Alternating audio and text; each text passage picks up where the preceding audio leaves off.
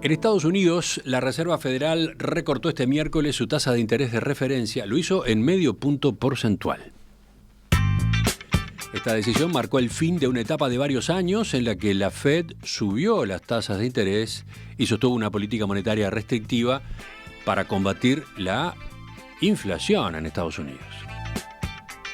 Vamos a examinar este hito, vamos a buscar los impactos que puede tener en variables como el costo de financiamiento o el dólar acá, en nuestro país. Para eso estamos en contacto con el economista Matías Consolandich, gerente en la consultora Exante. Matías, buen día, bienvenido. Buen día, Emiliano, ¿cómo estás?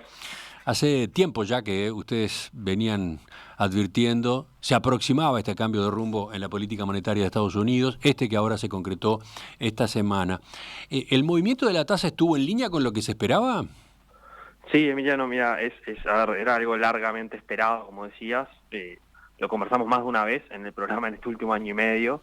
Los mercados venían descontando desde hace tiempo un movimiento en esta dirección, pero existía cierta incertidumbre, si se quiere, sobre la magnitud que iba a tener este recorte. Si uno miraba los contratos a futuro que reflejan las expectativas implícitas que hay en los mercados, se asignaba una probabilidad de 60% a que la baja fuera de 50 puntos básicos, es decir, medio punto porcentual, y una probabilidad de 40% a una reducción de 25 puntos básicos.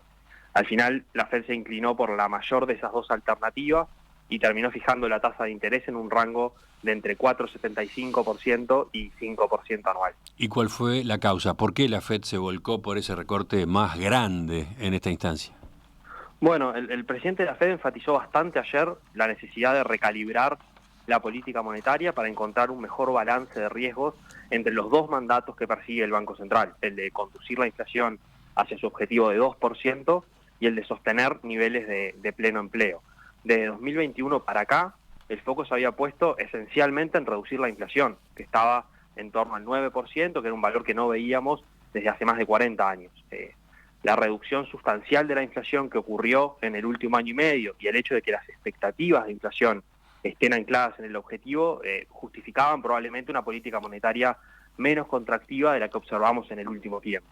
A eso además, el mercado de trabajo perdió dinamismo en estos meses, la creación de empleo se ha ido moderando y la tasa de desempleo subió a valores que igualmente son bajos desde una perspectiva histórica, pero naturalmente eso motivó cierta inclinación en decidirse por un movimiento un poco más grande. Bueno, además de bajar la tasa, la Reserva Federal marcó una senda, anticipó cómo seguirá con recortes adicionales para los próximos meses. ¿Te parece bien que repasemos hacia dónde se espera que se muevan las tasas ahora? Bien, junto con la decisión de política monetaria, los miembros de la Reserva Federal lo que presentaron fue como una trayectoria que es la que ellos entienden es adecuada, que sigan las tasas en los próximos años. La mediana de estas opiniones apunta a que la tasa de interés cerraría este año en 4,4% y que se ubicarían en 2025 en 3,4%. Se trata de una trayectoria de tasas que es inferior a la que se había estimado en la reunión anterior de junio y supone un recorte de 50 puntos básicos más para este año y 100 puntos básicos para el año que viene. Y después también se señalizó llegar en 2026 a una tasa terminal de largo plazo del orden de 2,9%. Ahí los mercados tienen una expectativa de baja de tasas, si se quiere, un poco más agresiva, no tanto para este año, sino para 2025. Los futuros están marcando tasas del orden de 2,8% ya para el año que viene. Entonces, digamos, no es claro la velocidad o la magnitud de las próximas rebajas, pero esa expectativa de que se viene un ciclo de recortes sucesivos a la tasa de interés en Estados Unidos ya estaba incorporada en los mercados. ¿Y esa es la razón por la que no hubo reacciones grandes en las variables financieras después de la reunión de este miércoles? Claro, eso ya se venía, digamos, reflejando en el último tiempo, por ejemplo, en los valores de los títulos de renta fija. Toda la curva de rendimientos de los bonos en Estados Unidos venía cayendo desde hace algunos meses. La referencia a 10 años bajó desde 4,6% en mayo a 3,7% ahora. Y del lado accionario, es cierto que ayer tuvimos algunas ganancias adicionales, pero también estábamos viendo un comportamiento muy positivo de la renta variable. El índice Standard & Poor's 500 acumula un incremento de 20% si uno lo mira en todo lo que va de este año, que es un valor bien relevante. Bueno, vamos a correr el foco ahora porque la Reserva Federal también actualizó el escenario de proyección de las principales variables macroeconómicas para los próximos años. ¿Cómo vieron en ex ante esos ajustes? Bueno, el escenario base que está planteado hoy, digamos, es un escenario en donde tenemos una inflación de 2% a partir del año próximo, sin desaceleración del crecimiento económico y con una tasa de desempleo que se mantiene baja. La verdad que este escenario, digamos, de alguna forma cierra un capítulo en el que la salida de este episodio financiero y de este episodio de inflación, digamos, que vimos en los últimos años, finalmente terminó siendo sumamente exitosa. Eso no quiere decir que no tengamos riesgos por delante, pero desde donde estábamos parados 2 años atrás a donde estamos ahora, digamos, con la inflación bajando tasas, todo se ha comportado francamente muy bien. Los mercados resistieron bien al endurecimiento monetario que tuvimos, el índice Standard & Poor's 500 hoy está en niveles récord, la suba fuerte de tasas no condujo a una recesión económica, la economía de Estados Unidos está todavía creciendo a un ritmo sólido, de entre 2 y 3% anual, y la baja de la inflación finalmente fue progresiva, generalizada, bastante coordinada en todo el mundo. Entonces, en definitiva, la Fed logró la desinflación con bajos sacrificios sobre la actividad económica y bajos sacrificios sobre el nivel de empleo.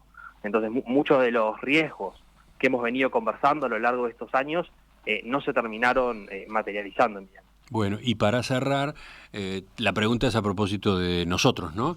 ¿Qué impactos puede tener este escenario de baja de tasas en Estados Unidos acá, en Uruguay?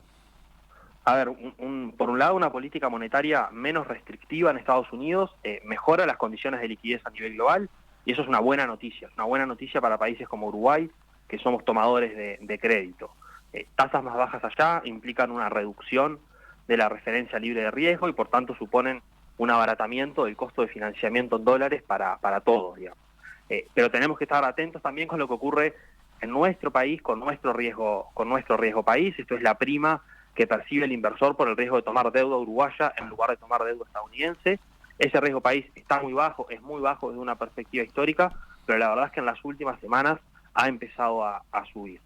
Y después en el frente cambiario, tasas más bajas en Estados Unidos son un elemento que puede dar lugar a un dólar algo más débil a nivel mundial. Esto es porque, dado todo lo demás igual, el diferencial de tasas entre lo que pagan los títulos de deuda en países como el nuestro, digamos, que no movieron sus tasas de interés, y lo que pagan los títulos de deuda en Estados Unidos, se termina agrandando. Entonces, en términos comparativos, una tasa de interés en pesos más alta hace que sea más atractivo invertir en pesos y eso debería inducir a una baja del dólar. La realidad es que eso no es lo que vimos en Uruguay en estos días. El tipo de cambio subió por encima de los 41 pesos y medio. Y tampoco es algo que hayamos visto de un modo generalizado frente a otras monedas a nivel mundial.